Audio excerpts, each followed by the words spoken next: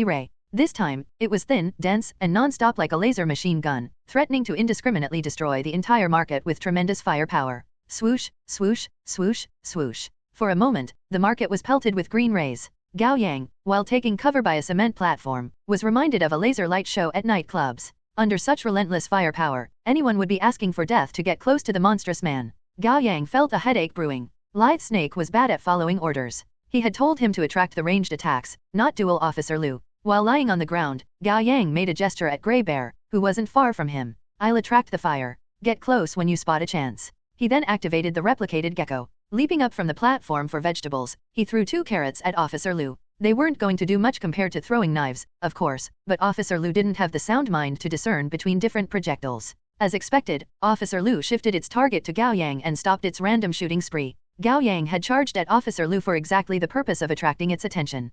Sensing the incoming threat, Officer Lu gathered green energy in both his right arm and his mouth. Gao Yang's heart sank. Shit. Why is it attacking both ways when it comes to me? Growling. The two rays of light shot out at the same time, one thicker than the other. Propelling himself up with all the power he could muster, Gao Yang made a flip in the air with difficulty and barely dodged the converging deadly rays. Without Gecko, he wouldn't have been able to make it with his agility alone. 2 seconds later, Gao Yang landed, and he jumped toward Officer Lu without pause. Officer Lu was going to launch another attack, but Grey Bear knocked into him from the side out of nowhere like a fearless metal-plated tank, shouting as he put his back into the impact. Officer Lu raised his right arm to block reflexively, but still got knocked off its feet with a thud. Clang! Officer Lu slammed into the rolling door of a storefront, making a loud bang. The sheer impact knocked the metal door off the bearings and left a dent in the middle. Trap it with the door. Gao Yang shouted. Without missing a beat, Grey Bear rushed over and grabbed the top and bottom of the rolling door. With a yank and a push, he wrapped Officer Lu tightly between the door like a sushi roll. However, the door was far from sturdy enough.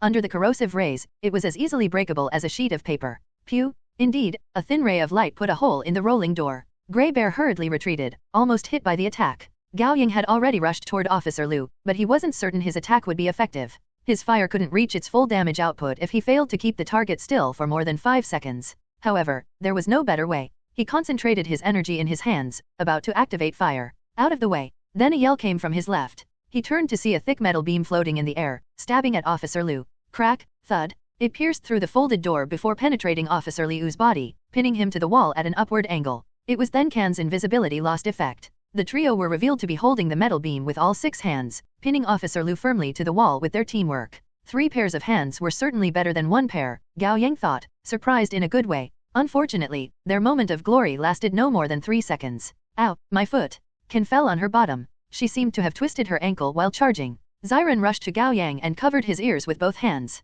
Surprised, Gao Yang didn't realize what was happening before Ronnie burst into a strange scream, his throat bobbing. Kaiaaa, kaiaaa, ah. Gao Yang was hit with a wave of irritation as if 100 people were fighting in his head, the chaos preventing him from focusing on anything. The effect, fortunately, was diminished with his ears covered, and he came to his senses slowly. It was Ronnie's disorientation, Gao Yang realized. It worked on Officer Lu as well, and instead of making an attack, the monster wrapped in metal and pinned to the wall struggled senselessly while crying out. The rolling door sandwiching Officer Lu loosened and slowly opened by a crack. Gao Yang raised his hands at the metal plates opening like a blooming flower, pushing all his fiery energy into the attack. Fire. The twin torrents of flames crossed and overwhelmed Officer Lu, devouring him whole and scorching the air in the area. Waves of heat rippled outward, making everyone shield their eyes reflexively and back away. At some point, the hands covering Gao Yang's ears had pulled back. Ronnie also stopped making the disorienting scream, allowing Gao Yang to pour all his energy into burning their enemy with a single-minded focus. Crackle. All that could be heard was the sound of blazing flames.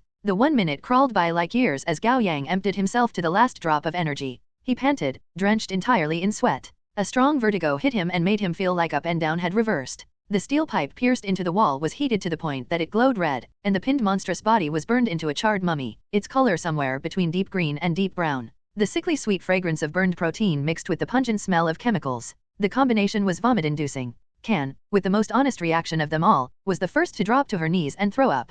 Gao Yang, on the other hand, had learned from all his previous experiences and held his breath in time, avoiding the same fate. He did his best to keep himself upright and accessed his system. He only allowed himself to relax when he made sure that the bonus to luck points acquisition had stopped. He turned away from Officer Liu's pitiful and sad-looking body. Only until the disgusting smell subsided did he take a deep breath and tiredly issue orders. Notify the guild, lied Snake. Have them send someone to clean up the mess. Grey Bear, keep watch outside the market and make sure no one comes close. Ronnie, Xiren, find the security office of the market and destroy. No, take all the surveillance footage to report to Elder Black Tortoise. They nodded and each got on their assigned tasks. Whew, that feels terrible. I've thrown up all my late-night snacks. Ken was still on the ground. Having finally stopped vomiting, she wiped her mouth with her sleeve and belatedly looked up. Why are they all gone? She then pointed at her nose and asked impassionedly, what about me, Captain? What should I do? Just rest. And check your ankle. Gao Yang plopped himself down on a plastic chair. He was drained. Ken fake sobbed to express how touched she was, batting her eyelashes at Gao Yang with an admiring look. You were so cool, Captain. Cooler than our previous captain. Is that so? Gao Yang smiled wryly. Although the night was far from uneventful, he believed he had somewhat established his authority as team captain through their first mission together. Where did your previous captain go? Gao Yang asked. Promoted. No, just no longer with us. Ken smiled, but her eyes were sad. Dead. Gao Yang was surprised. Yeah. Ken put on a serious look. You should be careful, Captain. Being team captain at the Kylan Guild is dangerous. The death rate is as high as... Alright, stop. Gao Yang smiled bitterly. Let's not dwell on such a morbid topic. Half an hour later, the guild sent a specialized team to take care of the aftermath. Gao Yang and his team returned to the Black Tortoise branch in the walled city of 10 Dragons for healing and recuperating. They also answered questions and gave reports. Soon, the morning came. They parted ways and each went back to their mundane lives. During the morning classes, Gao Yang was so tired that he slept through lunch. Then during the evening self-study, he received an encoded message on the work phone the guild assigned him. Come early morning, Old Fisherman Wharf. There was only the time and location, no name. The message deleted automatically in less than 3 seconds. After the evening self-study, Gao Yang went back home and sneaked out to the meeting place on time. The Old Fisherman Wharf was located upstream of the Li River. It was no longer in use, and the place was desolate and silent in the early morning, the night wind pleasantly cool. Gao Yang waited for 10 minutes until a small yacht showed up without light on. It slowly sailed toward Gao Yang and finally docked by the pier. It was a white, two-tiered vessel, the style dating it to quite a long time ago. After some hesitation, Gao Yang stepped onto the yacht and headed to the bow. Here. A voice came from the inside, one that belonged to a middle-aged man. It was thick and velvety, the kind of voice a radio host would have. It also sounded familiar to Gao Yang. He seemed to have heard the voice before. Following it, he entered the interior of the yacht.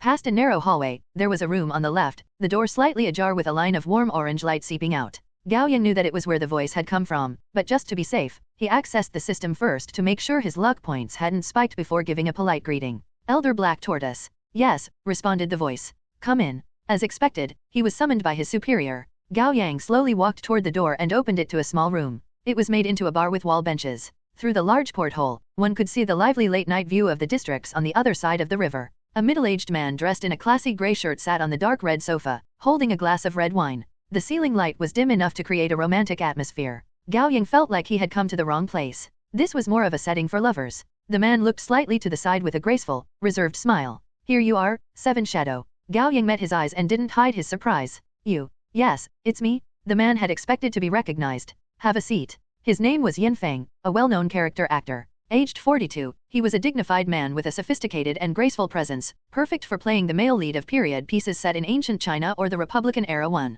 Gao Yang's mother was an avid fan of Yanfeng and never missed any shows he starred in. Before, Gao Yang would have lost his calm before a celebrity and asked for signatures. Now, however, he was someone who had to keep his composure so that he wouldn't be taken lightly. Gao Yang sat down on the sofa across from Yanfeng. Should I call you Mr. Yan, or Elder Black Tortoise? We aren't at the base, so just call me Mr. Yan. Yanfeng quietly considered Gao Yang. It was obvious what he was doing, but it didn't feel intrusive. Gao Yang observed the man as well. He looked similar to how he looked on TV, but slimmer and with deeper, sharper eyes. His lips were thinner as well. Yanfeng glanced at his name brand watch and got right to the point. I have a full schedule tonight. We have another 20 minutes. Noted. Gao Yang nodded. I'm glad to have you with us. It is an honor to join the Kylan Guild, Gao Yang responded in kind. To be honest, your performance exceeded my expectations. In only 2 days, you found a mission on your own and finished it perfectly. I wouldn't call it perfect, Gao Yang said honestly. I was going to catch the Wanderer alive. It's good enough. The matter is of great importance to the guild. It defies common knowledge that monsters are killing their own as monsters, against the rules of the Heavenly Way. Whatever faction is supporting them, it must be quite the formidable kind. Yes, it seems to be a cult of sorts. The freerider mentioned the Heavenly Godbearer. I'm tentatively calling it the Godbearer cult in my report. Yanfeng nodded. The 5th operations team has made a contribution. I'll note that down. Thank you, Elder, Gao Yang said politely. Yanfeng leaned toward him slightly, tapping on the rim of the wine bottle with his bony finger and eyeing Gao Yang with interest. Aren't you curious about the reason the Kylan Guild recruited you? Of course I am curious. But letting it show will put me at a disadvantage. I have to play it cool. Gao Yang said calmly, you'll tell me if you can tell me. Asking the question won't change anything. I'm liking you more and more. The guild has picked the right recruit. Yanfeng leaned back into the sofa and said in a soothing voice, there's no need to hide it. The reason is twofold. First, you're a rare case with 3 talents, 2 of them ranked among the top 30. That alone sets you apart in the world of awakeners. You're too kind. While responding with pleasantries, Gao Yang corrected in his mind, I actually have 4 talents. Still, the Kylan Guild sure had a robust intelligence network. Although his talents weren't exactly a secret, Gao Yang still felt like someone had uncovered his diary and read it. Yanfeng smiled faintly. The second reason has something to do with your talents as well. Lie detection, to be more specific. Gao Yang had an ominous feeling. Seriously? Again? Please don't let it be the case. Yanfeng chuckled and nodded as soon as he noticed Gao Yang's gaze. It seems you've guessed it. Gao Yang felt his stomach twist. Fuck. 1. The period where the Republic of China ruled over China until it relocated to Taiwan. Hello everyone! As we wrap up this video, I want to share a quick note. I have a Patreon account. If you'd like to support me and enjoy on-demand audiobooks, you can become a Patreon member. Alternatively, you can check out my Google Drive link, which has 500 plus novel audiobooks available through my Ko-fi or Patreon shop. I appreciate your support.